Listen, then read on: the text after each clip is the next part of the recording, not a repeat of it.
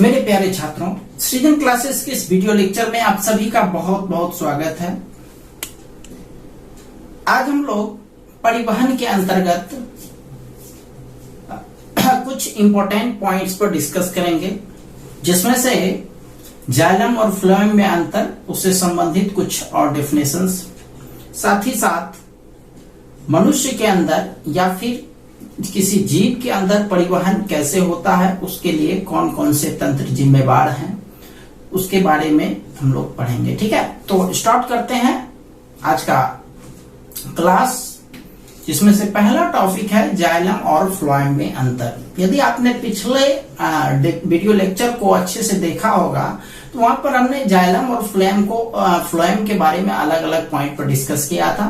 तो आप लोग खुद से भी जाइलम और फ्लोएम के बीच के अंतर को लिख सकते हो, जिसमें से आपको एक स्पेशल ट्रिक बताया गया था कि जाइलम जो है वह जल का परिवहन करता है, मतलब जल को एक जगह से दूसरे जगह ले जाता है। चूंकि जल जमीन के अंदर पाया जाता है, तो इसीलिए जल का वह स्थानांतरण नीचे से ऊपर की तरफ करता है, जल के साथ साथ घुलित खनिज लवण को भी।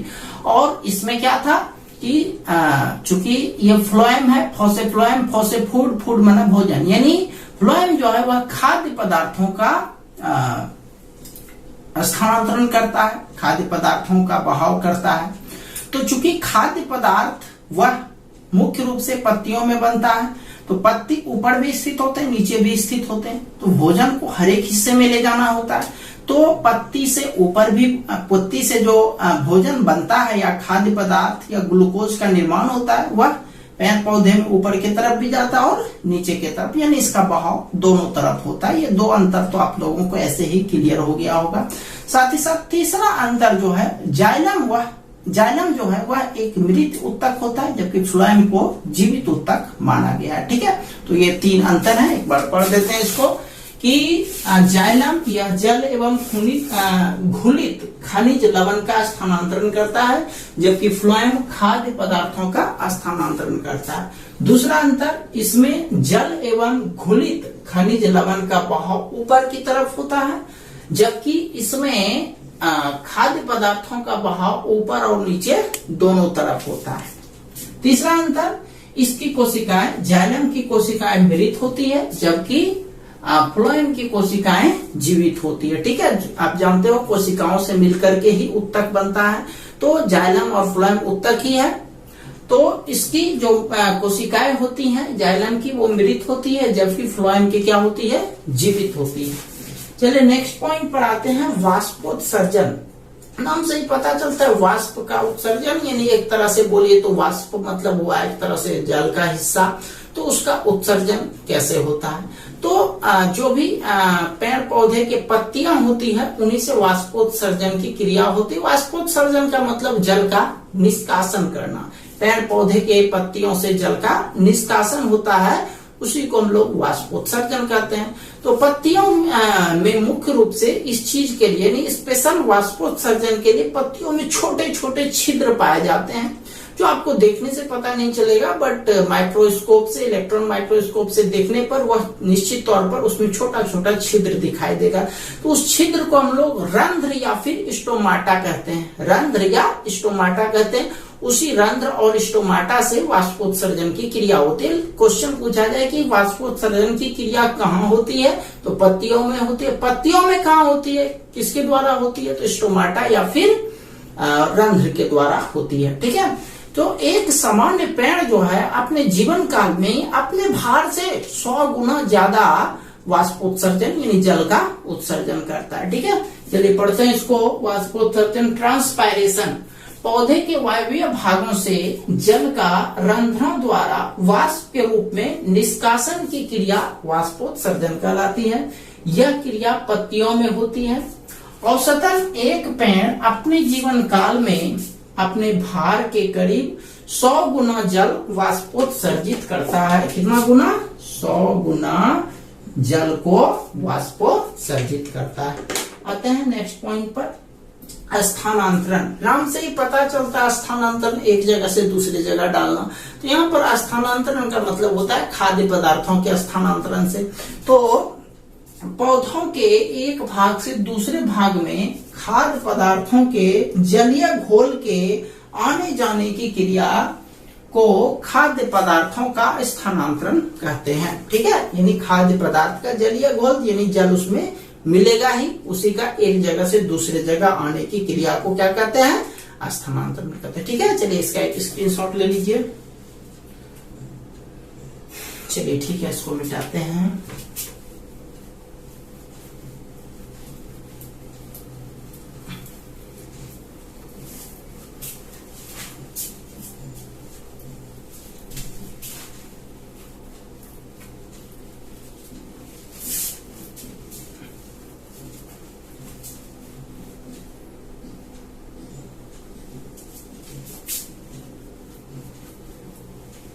चलते हैं जंतुओं में परिवहन। जंतुओं में परिवहन, परिवहन का मतलब आप पहले ही समझ चुके हो। परिवहन का क्या मतलब होता है? एक जगह से दूसरे जगह ले जाना। ठीक है, तो जंतुओं में परिवहन का क्या मतलब हुआ कि उच्च श्रेणी के जंतुओं में एक विशेष प्रकार का परिवहन तंत्र होता है जो ऑक्सीजन, कार्बन डाइऑक्साइड, पोषक तत्वों, हार्मोन, उत्सर्जी पदार्थों या अन्य उपापचयी क्रियाओं के फलस्वरूप उत्पन्न विभिन्न पदार्थों को शरीर के एक भाग से दूसरे भाग में ले जाता है। ये परिवहन का मतलब हुआ कि चाहे वह ऑक्सीजन हो, कार्बन डाइऑक्साइड हो या फिर उसके अंदर जो भी क्रिया होता है उससे जो पदार्थ उत्पन्न होता है उसको एक जगह से दूसरी जगह ले जाना ही परिवहन होता है। तो अब देखिए शरीर में जो ये सारे परिवहन के लिए होते हैं वो कौन कौन से तंत्र मौजूद होते हैं। तो इस तंत्र के प्रमुख तीन अवयव हैं, रक्त, हृदय तथा रक्त वाहिनियां। ये जो है ये तीन मुख्य रूप से तंत्र होते हैं जो मिल करके रक्त परिवहन तंत्र या रक्त परिसंचरण तंत्र का निर्माण करते हैं। ये सारे जो है परिवहन तंत्र या फिर परिसंचरण तंत्र कहलाते हैं। मतलब इन्हीं सब के कारण, इन्हीं सब के द्वारा रक्त या शरीर के जो भी ऊपर बताया गया ऑक्सीजन, कार्बन डाइऑक्साइड, पोषक तत्व, हार्मोन या अन्य उपापचयी पदार्थ, तो इन सबको एक जगह से दूसरे जगह ले जाने का काम जो होता है मुख्य रूप से यह तीन का होता है। किसका किसका? रक्त का हो गया, हृदय का हो गया और तीसरा हो गया रक्त वाहिनियां। ये तीनों इनको काम करते हैं, ऐसा काम करते हैं, एक जगह से दूसरे जगह ले जाने का काम करते हैं। इसीलिए इसको हम लोग रक्त परिवहन तंत्र या फिर परिसंचरण तंत्र कहते हैं। ठीक है, चलिए अब जो है ये जो परिसंचरण तंत्र है, अब उच्च श्रेणी के जो जीव है, हालांकि हर एक जीव में नहीं लेकिन खास करके मनुष्य में जो उच्च श्रेणी के जीव हैं उसमें एक और तंत्र पाया जाता है जो परिसंचरण का कार्य करता है। उसको बोलते हैं हम लोग लसिका तंत्र या फिर उत्तक द्रव्य इसको बोला जाता है। तो इसके अतिरिक्त परिवहन के लिए लसिका तंत्र नामक एक और तंत्र उच्च श्रेणी के जंतुओं में पाया जाता है। मनुष्य में लसिका तंत्र पाया जाता है, उस पर हम डिस्कस करेंगे आगे। नेक्स्ट है, अब इसमें से रक्त हो गया, हृदय हो गया और रक्त वाहिनियां। तो आज सबसे पहले हम लोग रक्त पर डिस्कस करते हैं। रक्त जो है यह लाल रंग का एक गाढ़ा क्षारीय पदार्थ है। लाल रंग का एक गाढ़ा और क्षारीय पदार्थ होता है। तो जो रक्त होते हैं यह हृदय तथा रक्त वाहिनियों में प्रवाहित होता है। रक्त कहाँ कहाँ प्रवाहित होता है? हृदय और रक्त वाहिनियों में प्रवाहित होता है। अब देखिए एक चीज आप ध्यान रखिएगा, जब भी हम लोग कोई काम करते हैं तो थक जाते हैं। थक जाते हैं का क्या मतलब हुआ? थकने का मतलब हुआ कि हमारे शरीर में जो सेल्स होते हैं, सेल्स मिलकर के उत्तक का निर्माण करता है, वो कहीं न कहीं टूट जाता है। क्या होता है? टूट जाता है। तो उस पर बल लगेगा, कार्य करोगे तो उस पर निश्चित तौर पर बल लगेगा, वो टूट जाता है। तो रक्त जब उस होकर के बहता है तो उन सबको संयोजित करने का कार्य करता है, यानी उत्तक को वह जोड़ देता है। इसीलिए रक्त को जो है संयोजन उत्तक भी कहते हैं। इसीलिए रक्त को तरल संयोजी उत्तक कहते हैं। क्या कहते हैं? तरल संयोजी उत्तक। समझ गए बात को कि रक्त जो है एक क्षारीय पदार्थ होता है जिसका पीएच मान, जब क्षारीय है तो 7 से अधिक होगा ही, वैसे भी पीएच मान आपको बता चुके हैं, रक्त का पीएच मान 7.4 होता है। तो यह जो है मुख्य रूप से हृदय और रक्त वाहिनियों से प्रवाहित होता है। साथ ही साथ यह क्या करता है, यह जो भी टूटे फूटे उत्तक होते हैं उसको संयोजित करने का कार्य करते हैं, इसीलिए इसको तरल संयोजी उत्तक भी कहते हैं। अब आते हैं रक्त के संरचना पर। तो देखिए रक्त में जो है वह मुख्य रूप से दो तरह के चीज पाए जाते हैं, दो, एक ठोस पदार्थ और एक तरल पदार्थ। तो जो ठोस पदार्थ होते हैं, ठोस पदार्थ को हम लोग रक्त कोशिकाएं कहते हैं, और जो द्रव पदार्थ होते हैं उसको प्लाविका या फिर प्लाज्मा कहते हैं। ठीक है, चलिए इसको एक स्क्रीनशॉट ले लीजिए।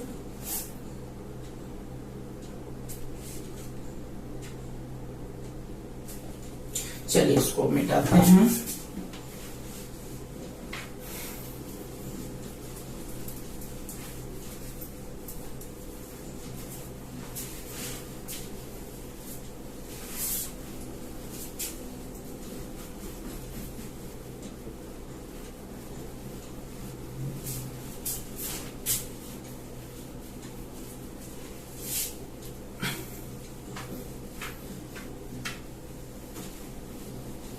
चलते हैं रक्त के जो भाग होते हैं, मुख्य रूप से आपको दो भाग लिखाया गया है रक्त के, जिसमें से एक प्लाज्मा और एक रक्त कोशिका। तो सबसे पहला हम लोग प्लाज्मा पर चलते हैं।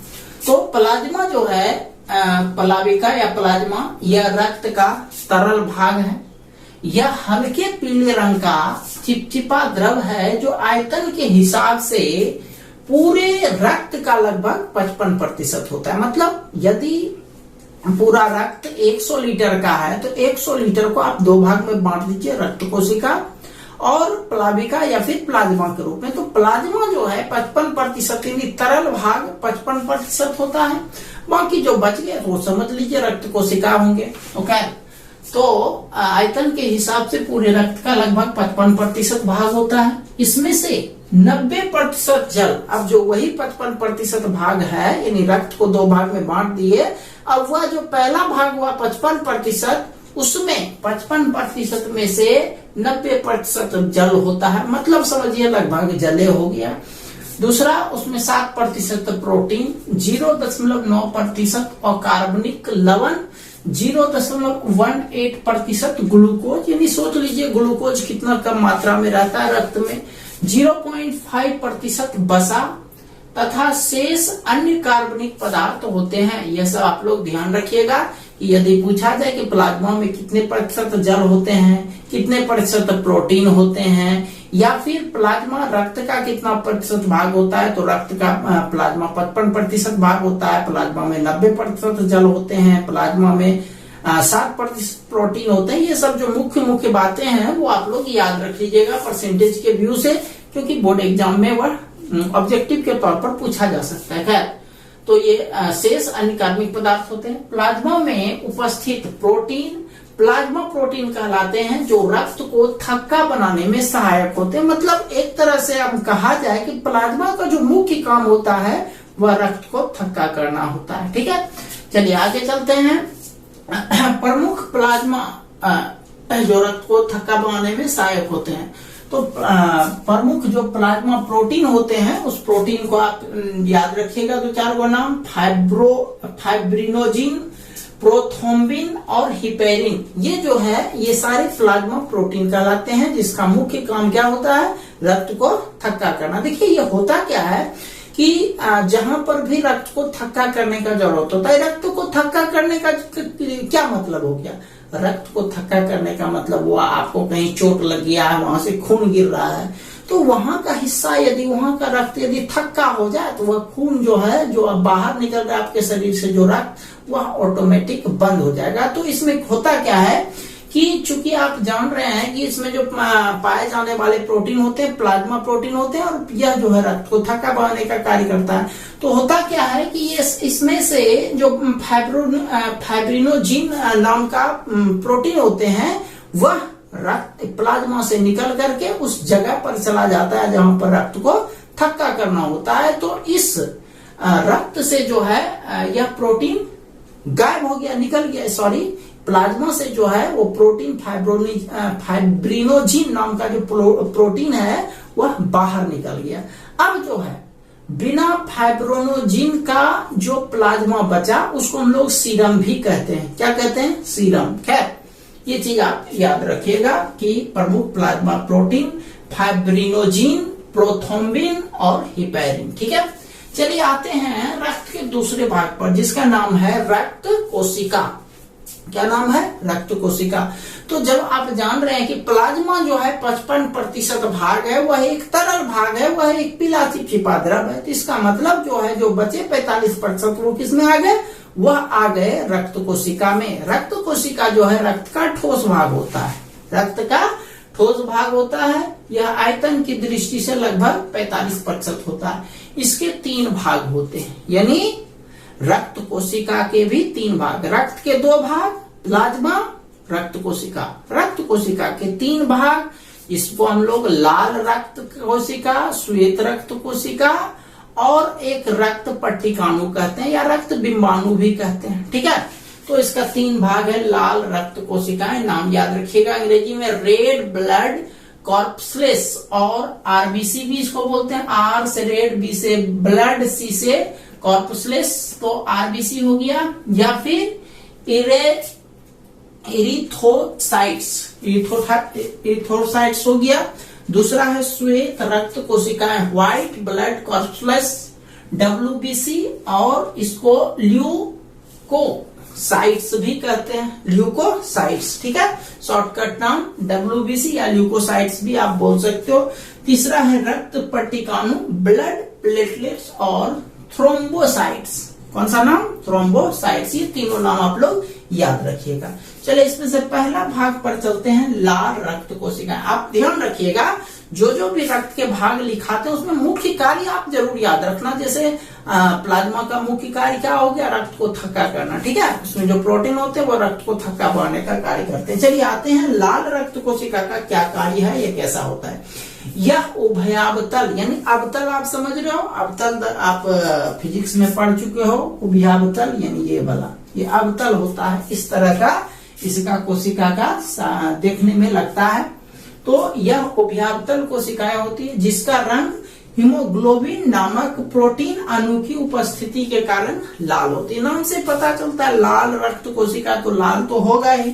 ठीक है, तो जिसका रंग जो है वह हीमोग्लोबिन के उपस्थिति के कारण यह कैसा होता है? लाल होता है। और इसका मुख्य कार्य देखो क्या कहता है कि लाल रक्त कोशिकाएं श्वसन गैसों का परिवहन करती है। श्वसन गैस क्या हो गया? कार्बन डाइऑक्साइड, ऑक्सीजन हम लोग लेते हैं और कार्बन डाइऑक्साइड छोड़ते हैं, तो ये हो गया श्वसन गैस। तो ये करता क्या है? श्वसन गैसों का मतलब परिवहन करता है, आदान प्रदान करता है। श्वसन गैस अंदर लेता है, फिर शरीर के पूरे हिस्से में पहुंचाता है, फिर बाहर निकालता है। तो यह जो है काम मुख्य रूप से लाल रक्त कोशिका में होता है। एक्चुअली लाल रक्त कोशिका में हीमोग्लोबिन पाया जाता है, जिसके कारण वो उसका रंग क्या होता है? लाल होता है। तो कहता है मनुष्य तथा मैमेलिया वर्ग, मैमेलिया वर्ग होता है वह वर्ग जो अपने बच्चों को दूध पिलाता है। तो मनुष्य तथा मैमेलिया वर्ग के अन्य जंतुओं में लाल रक्त कोशिकाओं के केंद्रक नहीं पाए जाते हैं, क्योंकि कोशिका तो बहुत छोटा हिस्सा है, तो उसका केंद्रक छोटे, एक कोशिकीय जीव होता है अमीबा, उसमें भी केंद्रक होता है या, लेकिन यहाँ पर जो है लाल रक्त कोशिका में केंद्रक नहीं होता। हर एक का बात नहीं हो रहा है यहाँ पर किसका बात हो रहा है? मनुष्य तथा मैमेलिया वर्ग। अन्य वर्ग में होते हैं, लेकिन मनुष्य और मैमेलिया वर्ग के लाल रक्त कोशिका में केंद्रक नहीं पाए जाते। ठीक है, चलिए इसका एक स्क्रीनशॉट ले लीजिए। चलिए इसको मिटाते हैं।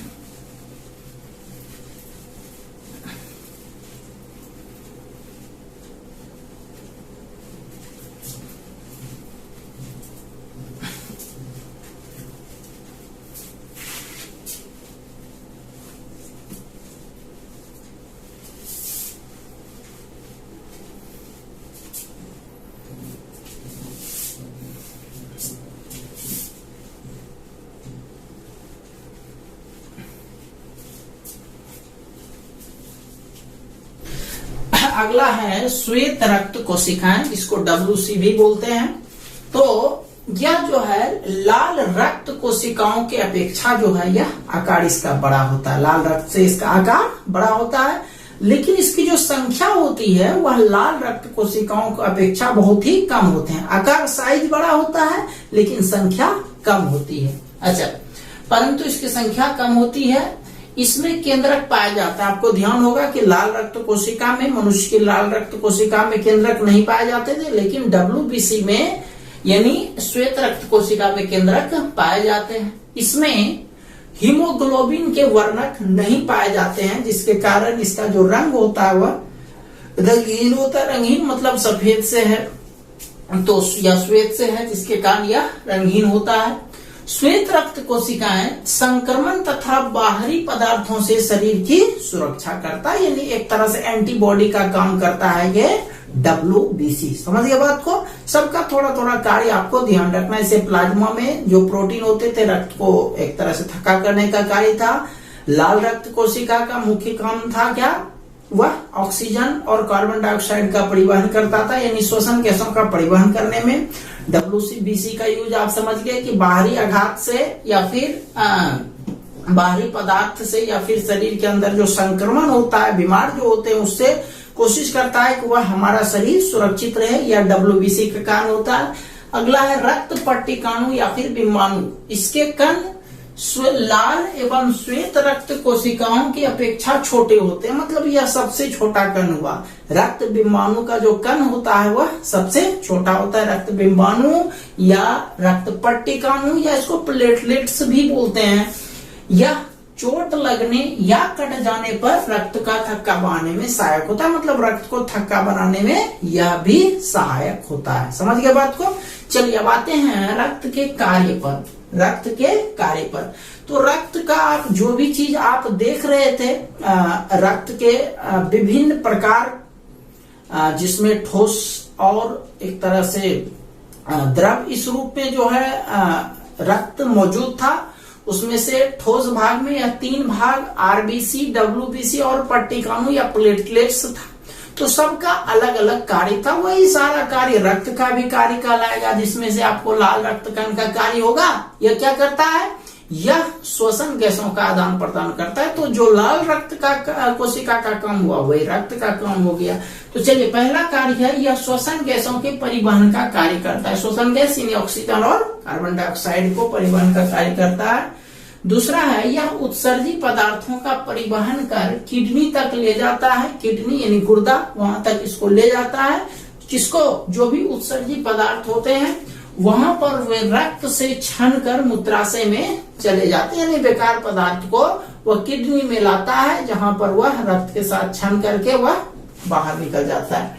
अगला है यह पचे हुए भोजन के अणुओं को कोशिकाओं तक परिवहन करता है। मतलब क्या करता है? यह जो पच गया है भोजन के कण या भोजन के अणु, उसको कोशिका तक पहुंचाने का भी कार्य रक्त का ही होता है।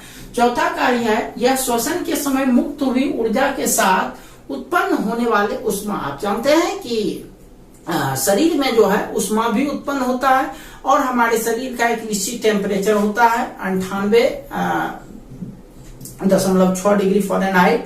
तो वहां तक जो है वह शरीर के तापमान को स्थिर रखने में भी यह कार्य करता है। तो यही कर रहा है, यह श्वसन के समय मुक्त हुई ऊर्जा के साथ उत्पन्न होने वाली उष्मा को पूरे शरीर में फैलाता है, जिससे शरीर का ताप स्थिर रहता है। उतना लंबा चौड़ा नहीं लिखोगे तो सीधा आपको ध्यान रखना है शरीर के तापमान को बैलेंस करने में, संतुलित करने में। ठीक है।